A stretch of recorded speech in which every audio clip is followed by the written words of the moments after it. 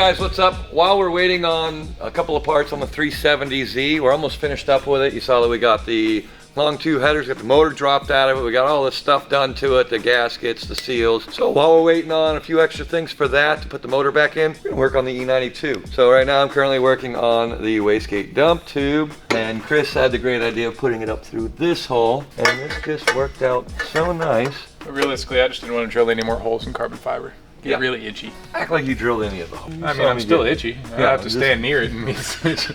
So we got this, it goes right around our Funk Motorsports turbo blanket. We got one for the turbo and one for the wastegate, which is really cool. They set us up with that. Cute little diaper. Yeah, it's a great little diaper. Little wastegate diaper. It's nice. And that clicks into there. Chris is gonna get the metal cord, whatever you use that they give you, to tie wire to tighten the Funk Motorsports thing up. Then we're gonna mount this into place, and then we're gonna go do some more stuff to this car. We have to finish making the front fenders over fenders, and we're gonna finish up some of the body kit today. Finish the hardline for the e-brake. We're just waiting on the fitting for that to come in. Then we're almost ready to bleed brakes, but you know, we need to get pedals for this thing. So we got a long list of parts we're waiting on for this. Axles, all that. Axles, yeah, we're gonna see how long this stuff actually lasts. So in the meantime, we're gonna show you guys some stuff to stay caught up, so you can see what we've been doing on the E92 last week. Roll the footage. We decided to go mess with the hood on the E92 and remove these covers. And also remove the chicken wire that is held in here. So then it comes with all these million little tabs that we have had to remove now. Open, sexy chicken wire. We know like. Plus we need this open for, you know, wastegate. The hood's so tight. The hood's so tight. Hopefully it's car parts. I'm really hoping for. Is it an HGK front bash bar? Yeah. Yeah! Disregard anything going on over there. This is what's happening right now.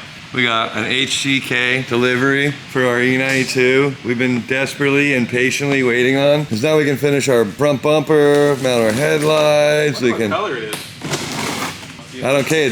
It's getting sprayed. Steal it. Either way. Yeah. I don't care what it is. Getting gray. Steal it. Oh. Oh, it's raw. Oh, the goods. Oh, good. That is a nice unit.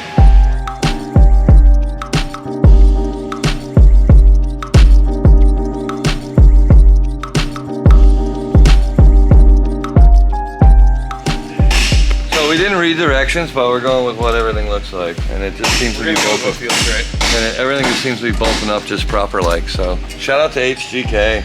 Yeah, I mean, not that I expected anything less from you. So we got our bash bar installed through HGK. Fit perfect. It has a lot of adjustment to it, so you can move stuff around just to get your bumper fitment proper, your hood fitment proper, and your headlights. And we already decided we don't like this bumper because it's not a real M bumper, and we're gonna get an OEM because Chris doesn't like the fitment. I don't either. And also we can drill and modify and trim and all that stuff and then get the bumper painted. The original M one goes all the way out here, and this one is obviously an aftermarket one that's supposed to be a look-alike. You're not supposed to be able to add stuff onto it, but the front end is coming together, and she is a wide girl. We got Steyr wire over here doing things. What are you doing? So I'm making harnesses that come off of these 3 units right here that are going to feed over to there, and I'm just going to make a 4-pin connector that's going to have can high, can low, power, and ground. So I have can White high, for can high, blue for can low, red for power, black for ground. All small gauge wire because you don't need anything fancy for this stuff. It's very low current. So that huge 12-button switch only has 4 wires coming out of it. Yep. It's like one of the crossover episodes, you know? Yeah, I already filmed this stuff. Get out of here with your big camera, okay? Let's go back to stuff. Donnie. Yeah. Eric has been craving some Donnie. Hand him the keys to the show, let him drive for a little while. What's up, Donnie? We're gonna align this roughly, eyeball. Just ballpark it so then they don't have to do as much at the alignment shop. No, Donnie. Don't be modest about your alignments. You're gonna fully align this with your eyeballs and that wrench. It'll be pretty close. So right now I'm just doing caster. So what that is it'll move your wheel forward and back within the wheel well. It's the angle from your upper to your lower ball joint is your caster. With this kit, they recommend 7 degrees of caster. Who's that? FDF. The guy that designed the kit. The guy. And it's not an eyeball alignment. We're betting Donnie. We have an over under, so you guys can be included in this gamble. I'm gonna give him a half a degree on the over under. Half a degree on the over under. I'm gonna give him 1.2 degrees over under. That's how far he's gonna be off. So he's got plenty of room. So he ain't got no faith. Normally we make adjustments based on tire wear because different tracks are different for tire consumption. So, you know, take a little camber out here and there. But the front, that's where it's really tricky. All right, so maybe not 1.5. I'll go 1 degree. I'm taking the over. I'm taking the under. You're taking the under. Half a degree on the under. I got faith in my boy. He's got faith. We'll see what we can do. All right, Donnie. So where do we adjust caster from? Caster, you can adjust it here, or we have adjust uppers as well, so we could also adjust it in the upper. So right now I'm just adjusting it mainly in the lower. But the upper would also affect camber. Yes, that's why I'm mainly adjusting in the lower right now, because it doesn't affect camber as much. And then I'll go to the upper after for camber to get it around 4 degrees. The camber is where they call for on this kit as well, with an eighth inch of toe out. Those are your 3 main measurements you're gonna use in the front when aligning this car. It'll be your toe, your caster, and your camber. So we're gonna adjust the lower as well, move it in. That will move the caster forward as well and take some camber out, which we need because we're at about 5 degrees right now. So we need to go to 4. So I'm just gonna move this in 1 turn, move this out a little bit, and then see where we're at. Well, Donnie, the real question is, how can you tell if this is higher than 4 degrees of camber? We have this fancy John. Oh, so it's not only the eyeballs. No. We got camber gauge, so we'll put this, level it out on the lift, then On we'll... the lift? Wait, what? Yeah, because your lift is level. You level it out with a lift? Well, it's already level, see? Okay. It's already been leveled out, but you can adjust Your it knob. Okay. And to now make what? it level. Then you take it over and you put it on the rotor. Wherever it ends up, it'll show you up to 5 degrees Oh. camber. So we're maxed out on this. So we need to take some out. You know what I'm not gonna do? Adjust the lower. But you have to, don't you? Nope, Why not? because I'll do it with the upper. You're gonna take out camber from the upper? So there's multiple points of adjustment? Lots of points of adjustment. But the upper is just easier because I got Oh, okay. on-car adjustable. I need to move it. Okay. So I'm just measuring the threads with it, Uh-huh. and then I can go to the other side, measure the same. In a perfect world, that will actually line up. Should. It probably will. I I'll mean, make it. it is a clean chassis. It's not like this car was crashed or anything crazy like that, you know? No crashes. If your car's crashed, I don't think this will work, right? No, you need the chassis to be straight so that everything is already symmetrical. So then whatever adjustment you do to that side, you should be able to do to this side. It should be the exact same come to the end. Hey Donnie, why doesn't this car have offset rack spacers like 350 would? So 350s have them because of their rack location, where this one, you never really see an extreme tie rod angle, so you don't need rack relocation brackets or anything like that. Tie rod angle stays pretty good the whole way through. Our upper control arm in here is on-car adjustable. The Allen that adjusts it, a couple extensions, so we can just go through here to adjust it on the car.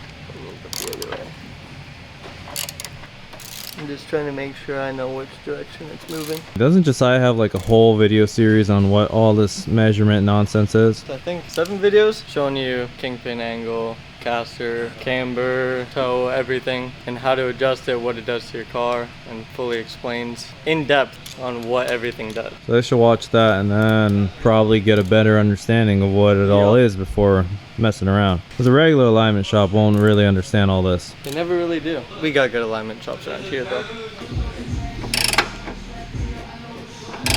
Set the caster still. Alright, upon further inspection, Donnie has come up with, We're running 5 degrees of camber. because, Fitment. We want to make it look good. yeah, we can't argue with that. One more degree is not going to change steering feel. It'll be fine. We should be roughly where we need to, so I'm gonna do a guesstimation on toe and then check it on the ground with some toe plates.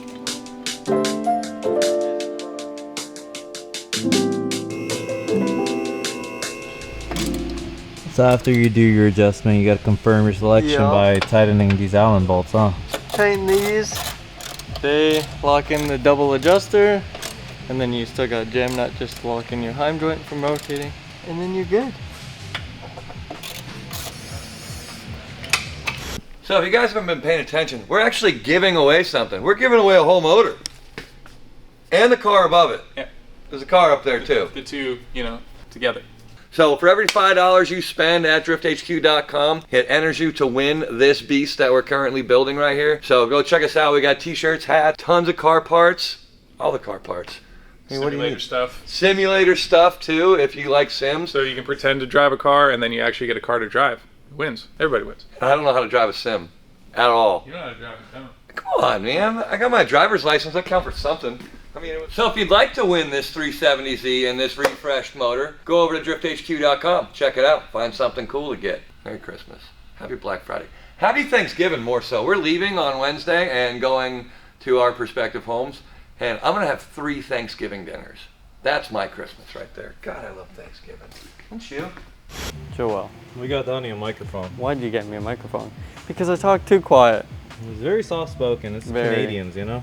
You can kind of hear me through this microphone up here, but mostly going to be Donnie. Ain't nobody want to hear Joel. All right, Donnie, where we at? What are we doing Where now? are we at? We need to set ride height because the upper yesterday was hitting something.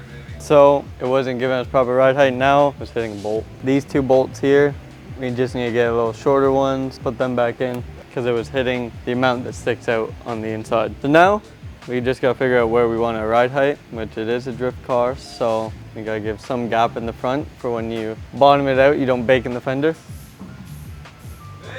So now we just gotta figure out where we want our ride height. So are we still too low? No, that's perfect. You like that? That's good. We can run it. We can run that. We're gonna try this again. We're gonna try to remove this lower heim, turn it in probably 2.5 turns, bring our camber closer to 4, and then move our caster further forward in the wheel. Because this wheel's sitting a little further back than the other side, so I just want to move it forward, and then I'll probably just bring this one in 2 turns. Need some droop to get this out, then this in. Take camber out, but then it won't push the top of the wheel past the fender. Fair enough. That's the Donnie difference. Make the track width a little less. We have our height figured out. We have basically the whole alignment set on this wheel other than toe so far. So I just gotta match the other side to what I did to this side, adjust the lower, and then we should be pretty close to ready for the alignment shop. Chris has squared up the rear. He did a pretty damn good job. Thanks, So I'll take you guys over and just show you what arms do what adjustment and how to adjust that and what you're looking for in the rear. Okay, I got the front basically where I want it, where it looks good. So now onto the rear. Chris already got it pretty close. We lowered the car another 3/4 of an inch to match the front. But back here you'll have a camber arm, traction arm, and a toe arm for your adjustments. With this car it'll probably be around 0, run neutral toe, unless someone wants to be grippy boy. And then your traction arm is just gonna adjust where the wheel sits in the wheel well, forward or back, however you want your track width. Everything will be affected with the traction arm as well. Chris already got it pretty close. I did a little bit of adjusting to it. I think we're pretty well where we want to be. I just need to toe plate the whole car and see. Big toe plate guy.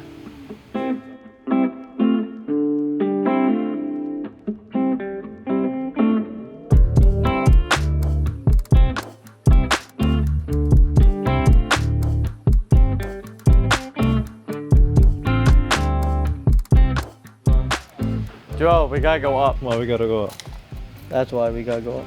How many inches is that? 3 inches there, 2 3/4, 2 inches. But it needs to go on a trailer at some point. Yeah, I definitely ain't getting on the alignment rack at the old German Auto Sport over there because we'd be having to run 20-footed 2x6 out in order to get this John on there. So when you toe plate a car, always roll it forwards, backwards, and then like compress the suspension a little bit, just so then everything is settled, because the moment you jack it up, everything unloads, and then it takes a little bit to settle it. So rolling the car forward, then backwards, and compressing the suspension should put it back to where it would naturally be when it's just in the pits or when you want to actually measure it. Everything should be compressed. So now you're gonna raise it? I gotta raise it now. Raise it, oh, 3/4 of an inch, somewhere around there. Something like that. They're hitting your microphone. Sorry, Joel's microphone. Got the FDF toe plate Johns. You can get these probably on drifthq.com. Get them while they're here, while they last.